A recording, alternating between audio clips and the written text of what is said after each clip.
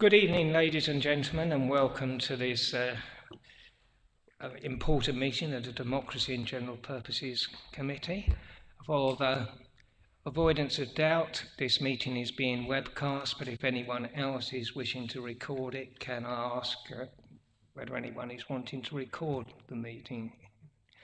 Now, that was not to stop anyone, but just so that we were aware if anyone was proposing to do it.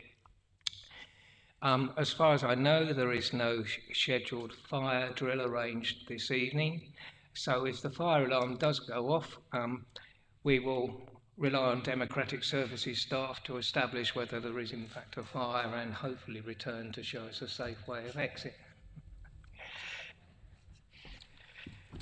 Right, may I ask if anyone has got their mobile phone switched to sound to make sure they're on vibrate only or turned off, and to use the microphones to speak, and turn them off again once you have finished speaking.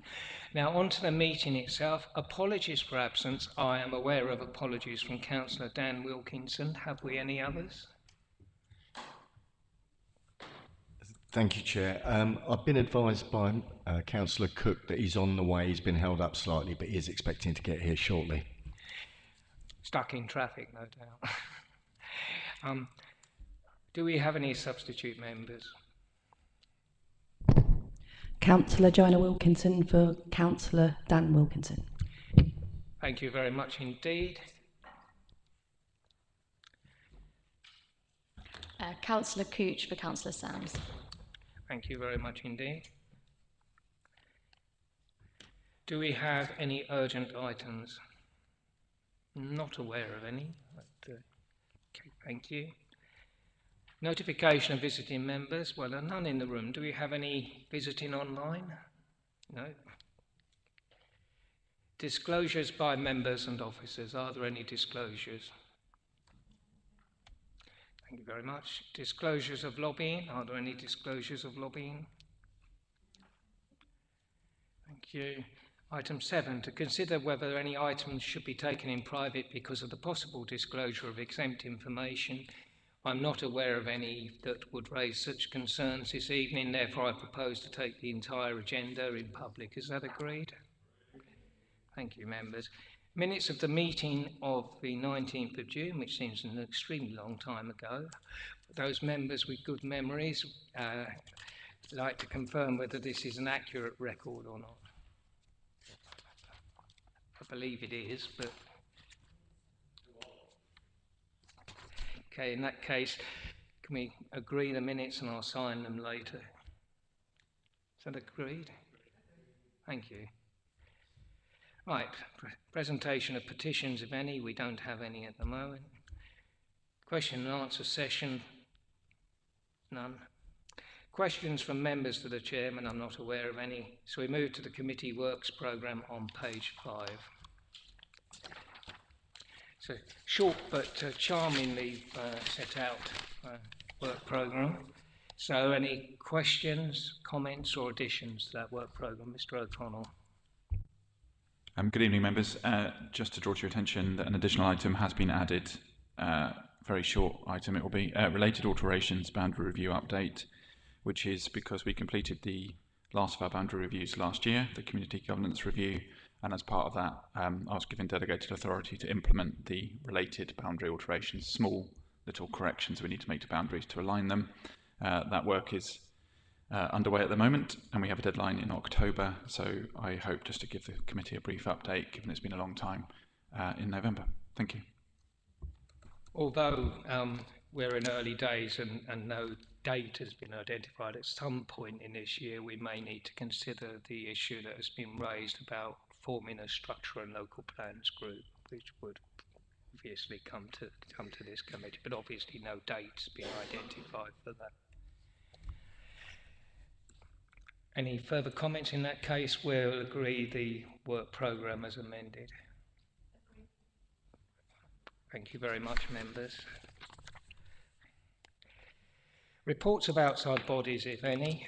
I always wonder about this. We don't get many reports of outside bodies, but I do wonder whether that's because we don't really request them. So I did wonder whether we should be a little more robust on that at some point, but that's not for tonight's agenda. But it is something that perhaps we should be doing, because we appoint quite a lot of members to a lot of bodies that do a lot of very valuable work, and we don't always get feedback.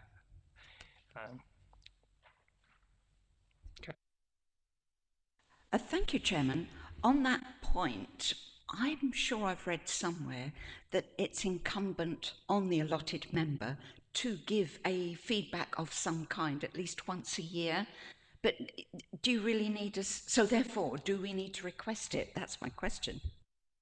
I think we do, because it's sort of lapsed. I mean, I've given feedback as stuff comes in on the Community Rail Partnership and various other things, but I wouldn't want to say that it's been that my own contributions have entirely coincided with what was expected a few years ago. I remember we used to have report forms so where we did an annual report, and is perhaps something that we should consider whether we should revive in some shape or form.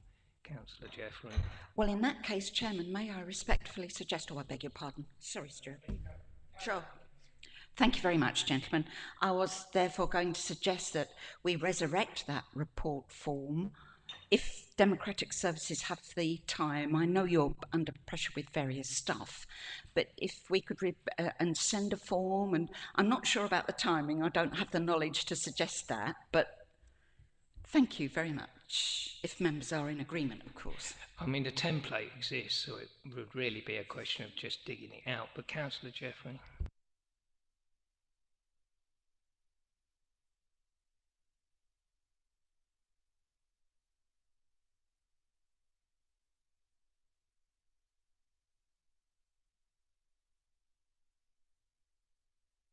That could be an alternative, but as long as we, I think we need to consider this as an agenda item at some point,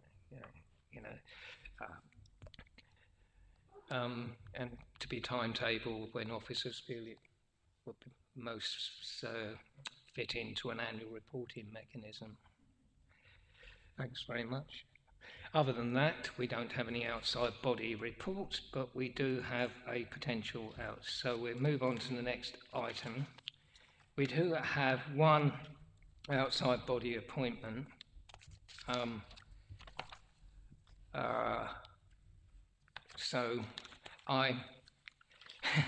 This is the South Eastern Employers Organisation.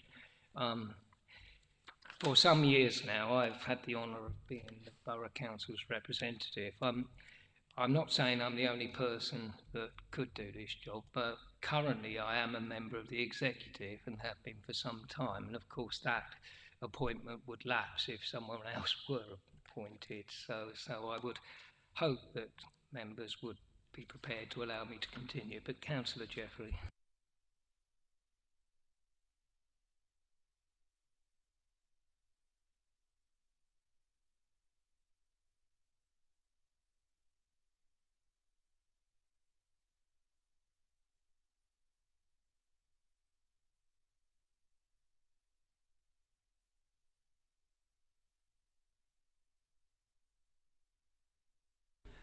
The most significant aspect this year has been contributing to a number of workshops, seminar discussions on labour force shortages and blockages within southeastern local government employment organisations, which addressing issues as to how we, as local government employers, address shortages in everything from plumbers and bricklayers to environmental health officers.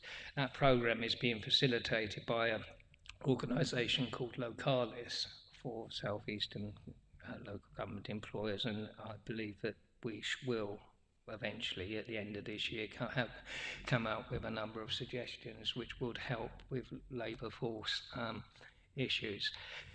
More generally, we have, as an organisation, advised Maidstone Borough Council specifically on a number of issues, including our including participating in the remuneration panels for the last 3 occasions, I believe. May have been 4, but it's been 3 while I've been involved, and has given a lot of specialist advice on employment and HR law.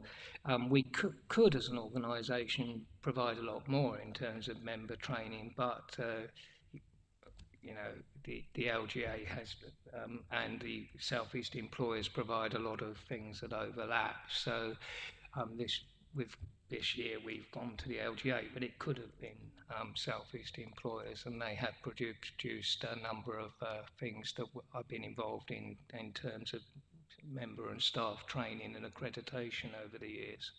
But mostly, the most useful thing really is the HR updates that we get as a council pretty much on a weekly basis in terms of changes in the law and the regulations.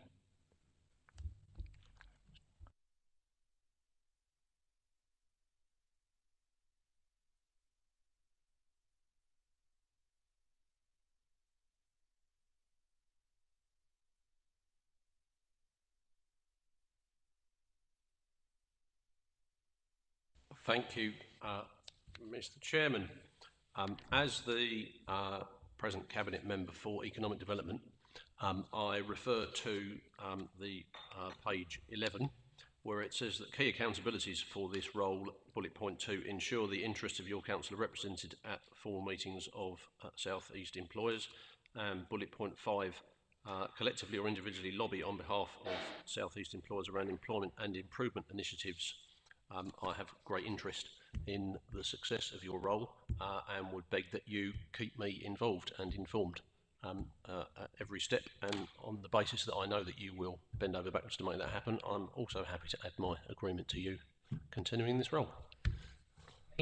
I know we haven't advertised this, but we haven't filled it for some time, but there is actually a substitute member role for this appointment. Obviously, I do wonder whether, given Councillor Thompson's interest, that we might want to advertise the substitute member role and see if he wants to put his name forward. That would enable him to attend a number of these meetings. It's just a thought.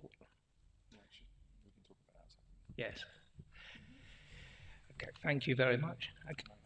Okay. So. Yes. Okay, so on this particular South East employers one. Okay, well I'll do this one first. Is that agreed then? Thank you very much. And we have an update on this general agenda item. But before we do that, Councillor Cook, do you have any declarations, any disclosures of interest? Apologies for late. That's my only declaration. Thank you. Any declarations of lobbying? I think I said no. Okay, well, they are technically 2 separate items, but okay, thank you very much, Mr. O'Connell. Okay, so I just need to update members on one other matter relating to outside body appointments, which is we've received a communication from Maidstone Sea Cadets writing to us to withdraw both of their council nominated positions, so those being 1 vacant post that sits underneath this committee, and then 1 cabinet appointed post as well, which is also being withdrawn, which I've also reported separately to the leader of the council. So I just need to make members aware of that. Thank you. That's unfortunate, I think, but there isn't much we as a council can do about that. So duly noted, I suppose. In terms of outside bodies, we did have a conversation about bringing back, now that the council has approved the extension, the street pastors appointment, now that it is wider than High Street Ward. So that needs to be brought back. Just a reminder that we need that back on the agenda. Anything else on outside bodies? Okay, thank you very much. In that case, we move on to what everyone's really here for, amendments to the Constitution. My proposal is that we have an entirely Latin Constitution, but that was sorry, Mr. O'Connell or Ms. Woodhouse, would either of you like to introduce this item? Ryan. This report covers two matters, an actual recommended amendment to the Constitution for you to recommend to Council, which I'll touch on in a moment. But before that, it also reports a change made to the procurement documents within the Constitution, which were made using the Monitoring Officer's delegation, because they are implementing a decision made by the Cabinet last year. So that's just to update the thresholds, etc., within those documents, and they've been provided in full, so you can see what those changes are. But to the more substantive amendment to the Constitution, it's really looking at the weather now, you can really feel it. With winter not being too much further away, we're kind of learning lessons from previous experience when we had difficulties through bad weather with people attending meetings and we had to cancel meetings at short notice. It's to provide or to put in place a provision for the cancellation of meetings without a quorum having to attend them. So it allows a period of time to run where a quorum doesn't arrive and then the meeting can be cancelled without that needing to happen. So last year we had a few difficulties where we had to hold meetings after the agenda and notice, etc., had already gone up. So we were legally obliged to hold those meetings and ask people to attend to be quora in order to adjourn it. So to avoid that sort of shenanigans, we've taken some wording which I've been assured works well elsewhere and recommended where it goes into our Constitution. So that's before you to recommend to Council. Thank you. Having had the experience of having to turn up to a couple of quorum meetings because I live relatively close, I have to say it was singularly annoying, and it's best to have some sort of more robust adjournment mechanism in place long before we get to January and February, when that's probably when the worst weather will be. So I think these amendments are fairly sensible and uncontroversial, but obviously if I missed something, Councillor Cook. Not objecting to the proposal as such, but just merely a question through you, Chairman, and that is that if a meeting is going to be adjourned, abandoned, cancelled with nobody present at the after 20 minutes at the discretion of the Democratic Services Office, when is that adjourned meeting revisited? What happens to the business? Does it go to the next meeting of that committee, or do we, or should we, as a council, have some provision in the cancellation for reconstituting the meeting at a later date as part of the Constitution? Because that's not there, and I think that's an omission. But maybe Ryan has an answer. Okay, so the first provision here actually says that there was no quorum and the meeting will not take place. So it's not that it's adjourned, it's that the meeting never happened. So we would rearrange a new meeting essentially from scratch. And there would be a conversation then, depending on what items of business are on that agenda, as to when that meeting needs to be held. What I think I would prefer to avoid is having a constitution that is too restrictive on what we have to do, given we're talking about circumstances that are unplanned for. So it might be that something has to be done urgently, it might be that something else can roll across to a future meeting, it might be that we're facing further, severe weather issues. So really it's to get us out of that initial legal kind of jam that we're in, where we've called a meeting and sent the agenda out and can't do anything about it. There'll be conversations with the chairman and the vice chairman and the proper officer around the appropriate date then to put in place. So I'd expect to call an extra meeting at the most convenient available moment, really. I think Clive knows what I'm going to say. I'd like to see something reflecting that actually mentioned in the Constitution rather than just leaving it there, and along the lines that the meeting should be reconstituted as soon as practicable. That doesn't tie anybody down to anything other than the fact that the meeting and the business will be revisited at a time that makes sense to people. Is there an objection to that? you know, other than you disagree with me. I'll take Councillor Gooch first and then I'll come back to the officers. Thank you, Chairman. I think Councillor Cook raised a very interesting point. However, if we do say that it's going to be reconvened at an appropriate time, you're actually limiting the flexibility, because as the officer said, some of it might be dead urgent and you've got to have another meeting as soon as you possibly can. But on the other hand, some of it might be convenient to shove on to the next meeting. So I'm a bit nervous about your suggestion, Councillor Cook, actually. Chairman, just You very, can very come briefly. back briefly, yes. Just very, very briefly, just to answer that query. I think actually it deals with that, because as soon as practicable, if there was something that was of an urgent nature like that, that's what you do then. Exactly your point. That's the whole point of actually having something written into the Constitution that says, if there is urgent business, we're going to come back and deal with it. I mean, I'm relaxed about the wording. I'm just concerned that we abandon the meeting and there's nothing in the Constitution to say that what we're going to do then. I believe there is actually, but it's slightly different section. Ms Woodhouse.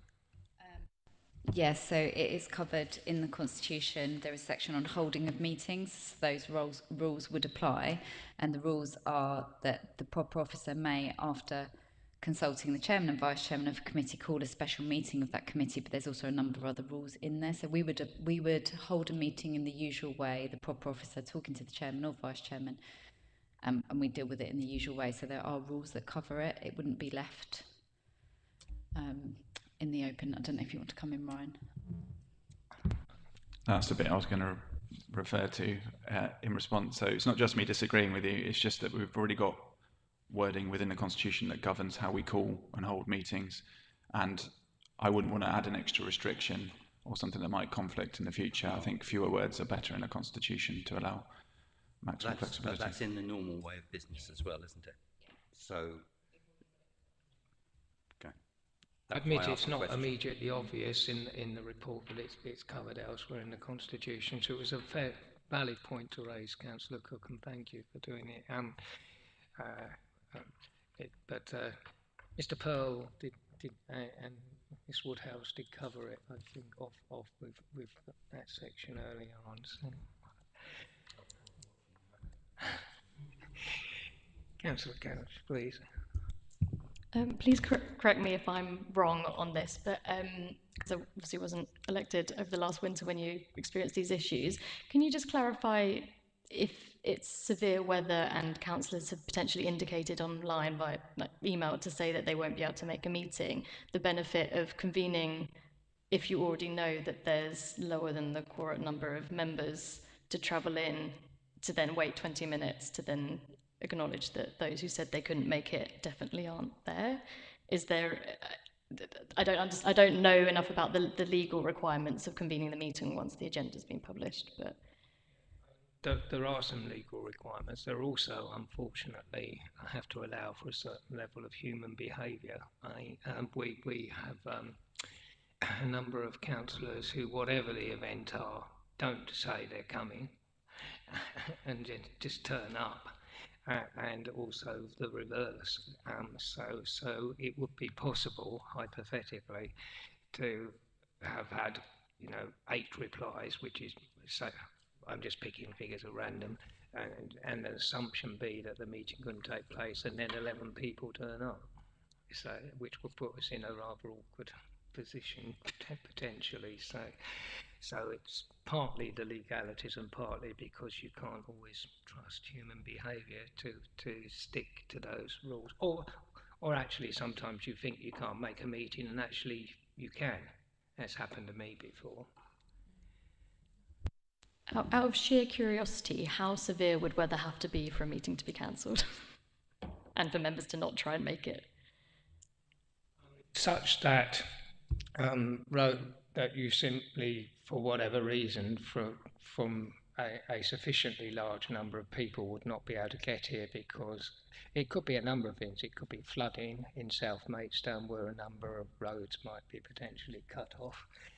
But in this case, we're probably thinking of what happened with a severe, very cold spell, in which case where roads were blocked, and literally only people who could get here were those who lived within walking distance, or perhaps ice skating distance would have been a better example. So I got here, but if I'd been trying to drive, I would not have been able to get here.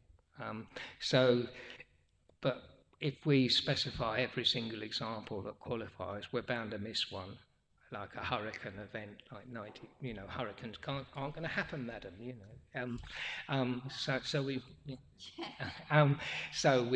And there were, of course, huge numbers of roads blocked by fallen trees. So it's very difficult to give a total definition. Mr. O'Connell. I was just going to say that the meeting that's most at risk is Cabinet, because there are no substitutes for Cabinet.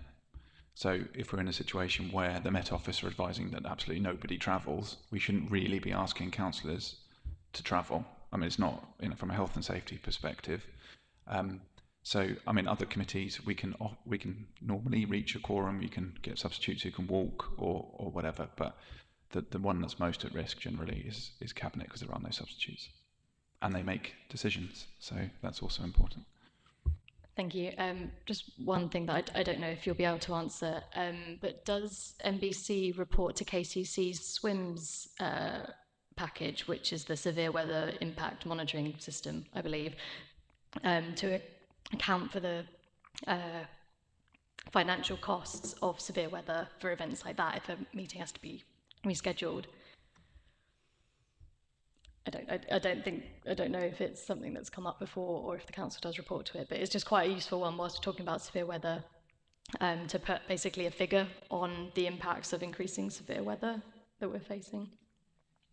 It's just more curiosity than ever anything, but we would need to check on that. I mean, some years ago we certainly did, but whether we are at the moment, I don't know. I think one of the things this does is helps to manage the resources and costs down of attendance at a meeting that's not actually going to take place, and paying councillors mileage for travel that we didn't really want them to make in order to make quorum.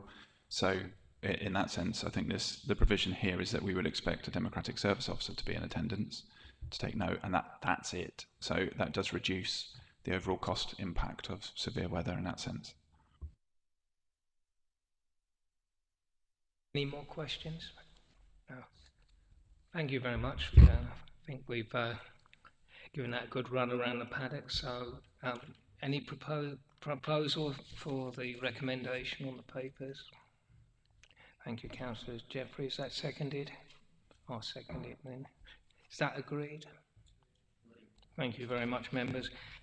We go on to the ever exciting subject of committee size. Specifically in this instance, planning committee size. Are you introducing this, Ryan, or Angela? So I'll give Mr. O'Connell a break. So this report has been put forward for the committee to consider the size of the planning committee, with a proposal to reduce the planning committee from 13 councillors to 9. I have included in the report some guidance from Knowles on committee size to aid the discussion, but all councillors will probably have their own views on this based on their own experiences, both in planning committee and observing, and on other committees on the council. The planning committee chairman has indicated a preference for a reduction in size, just so you're aware as a committee. And I would point out the consequential changes to seat allocations is also included for information if a change is recommended and approved by council at page 39 of your agenda.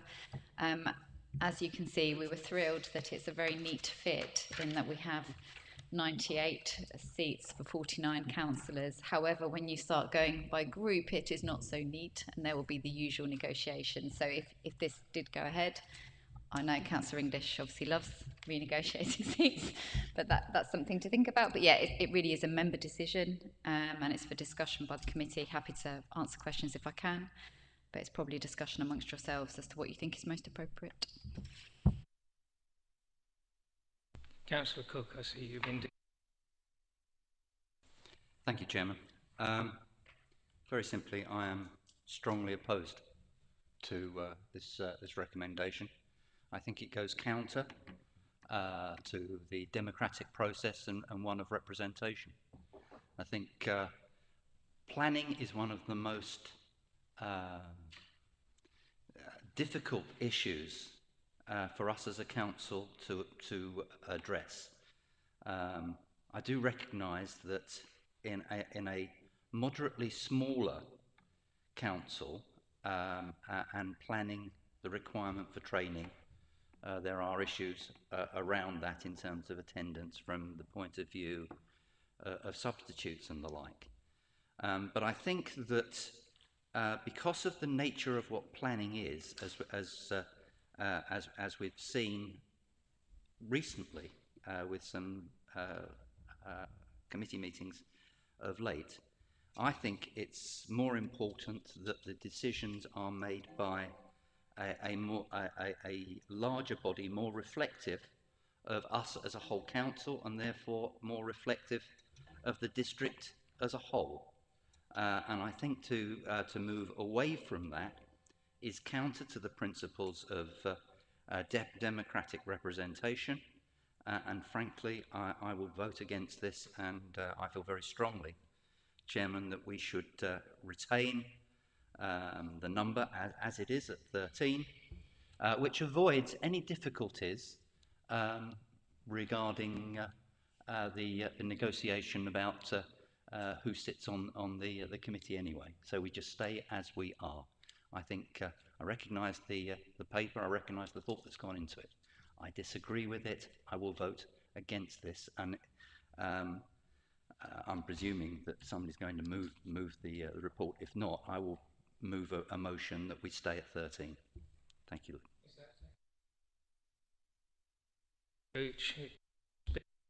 Right. Sorry, I'd like to speak now, please, if I may. I was a bit concerned about this report. We're talking numbers. My concern is quality. We should be talking about the correct level of training for people, for those members who are on a planning committee, not how many there are. If we had 13 people who hadn't been properly trained, that would be a disaster. 9 people not properly trained, that would be a disaster. So I think the mere fact that we're even looking at numbers, frankly, frightens me to death. And I fully support Councillor Cook's recommendation, proposal to oppose this without much further thought. We should be looking at training and ensuring that every member, particularly new members that have only been with the council 2 seconds, of which I was one at one point, need to have a condensed training. Sorry, I've gone off on one, but I do feel strongly. Thank you. Councillor Jeffrey, I delayed you because I was taking the seconder of a motion. Thank you. Clearly I support the paper. I think it's worth remembering a few things, and just to pick up on Councillor Cook's key point about this not being democratic and representative of the council. We have to remember that this is a regulatory committee rather than a democratic committee. It shouldn't require it to be representative of the makeup of the council. It should be based, the decisions that it should make should be based upon the alignment to agreed policy. Picking up on Councillor Gooch's point, the quality of members on planning, I fully agree that we have to have members who are trained very well. It is a complex committee. I've sat on it for 18 months. It requires a lot of thinking and a lot of understanding. I think there is, and that is because it is a complex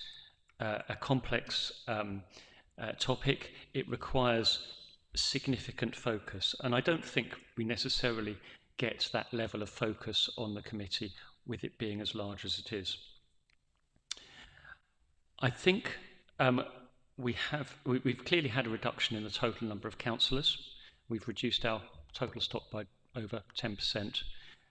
We haven't shrunk our committees at all. Licensing and overview and scrutiny committees tend to have lots of subcommittees, and therefore there is some call for them to remain sizable. We haven't gone down the line of policy overview and scrutiny committees. I'd personally like to see that. That would have reduced the number of committee seats on overview and scrutiny, and or would have got rid of the main overview and scrutiny and combined it. That would have been nice. That would have reduced the total number of seats. I think there is a real strength in having a smaller, focused planning committee. The chairman of the planning committee clearly agrees, and I think that would allow us to make better, more focused decisions. And I therefore will be opposing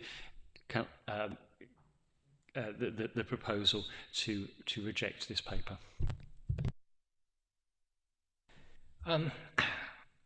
This issue is not one where the Cabinet has a clear line, because this is clearly, as Councillor Jeffrey said, a regulatory committee, a constitutional issue. It's not a capital P political issue. Having said that, and having been chairman of the planning committee myself, or vice chairman for a considerably long period of time, I think we're treating symptoms here rather than the cause. Fundamentally, it shouldn't be difficult to manage a committee, whatever the committee size, with the appropriate approach. So it is a question of shaping debate and moving that forward to make an appropriate resolution. What I think we have suffered from, and I do think it is a temporary problem in many ways, is, and we had this to an extent in 2002, when we had the last full council election, only worse this time, because with the boundary changes, which I think were much more substantial this time, we had a larger change in membership of the council than we've had for quite a considerable period of time. I personally think, and this is mirrored by the experience that Planning Committee in Swale had, that when you have a large change in a local authority's membership, a lot of shared experience, a lot of institutional memory, a lot of practice, good or ill, it often goes out the door. With the right training and approach, over a period of time, that institutional memory, that ability, that training, that knowledge of how to handle things tends to come back. And failing another major boundary review, I rather suspect we're not going to get the same level of turnover of members that we got this time, and we're not due another major boundary review for a few years yet. So I think what we are looking at, confusing the fact that we've got some issues with Planning Committee with the size of the committee. It's not the problems and issues that we have had, such as that, are not fundamentally down to the size of the committee. We have had scrutiny committee meetings and licensing committee meetings with 13 members that have been over in an hour. We have had planning committee meetings which have gone through remarkably quickly. What we have had recently is a number of planning committee meetings where issues that were in no way related to planning at all were allowed to carry on in the meeting, and that will happen if people do that by bringing up things that are not material planning considerations in meetings, whether you've got 13 members, 17 or 5. So it's down to how those meetings are addressed. Secondly, I don't really think we lost a huge amount of time, and I spent a lot of effort rejigging committee places. I really don't want to do it again, and I really don't want to have to do it twice in a year if we end up coming back to discuss whether we should have a local plans group. I would like to come back to this in 3 or 4 months' time, when at the same time as considering whether to set up a structural and local plans group so we can actually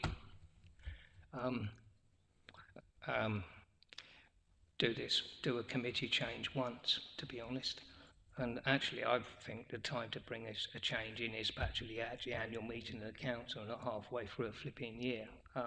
All other constitutional changes like this we've done going into a new annual year rather than halfway through a year, which I don't think is a particularly good way of doing things such as this. So personally, at this stage, I will support taking no further action on this report at this time. Councillor O'Riordan. Thank you, Chair.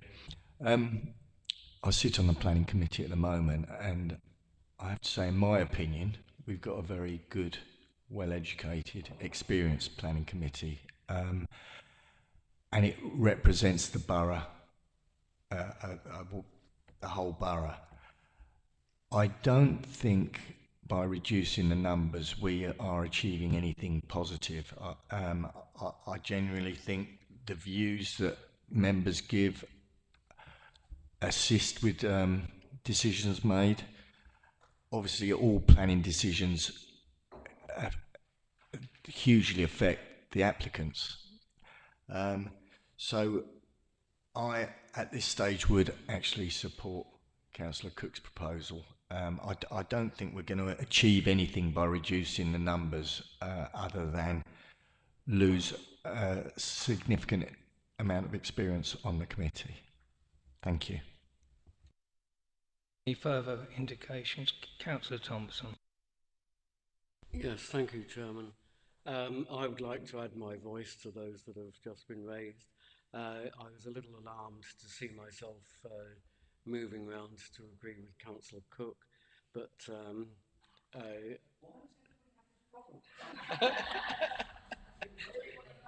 no, it goes back years. It goes anyway. Yeah, sorry. So, yeah, I just yeah, I'm fully in agreement with the proposal that no further action be taken at this time.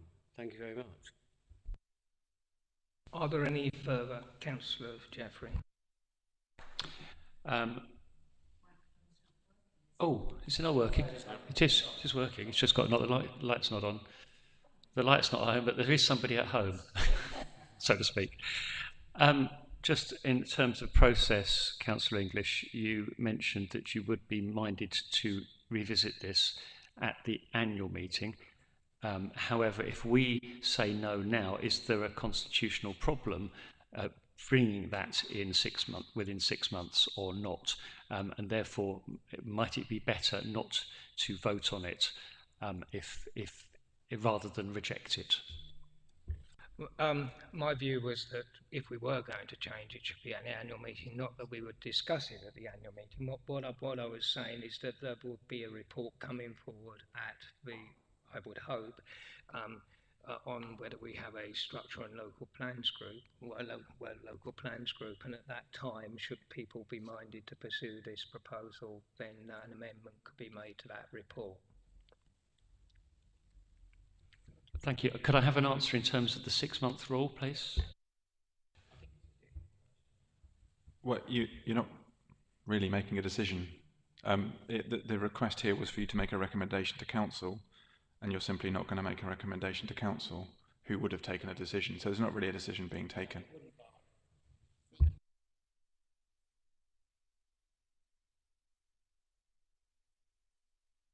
If not, then I'll put Councillor Cook's recommendation to them.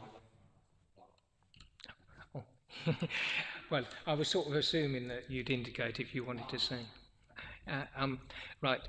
In that case, those in favour of Councillor Cook's recommendation to take no action at this time? Those against? Any abstentions? Thank you very much. That decision at the moment is not to make a recommendation at this point in time.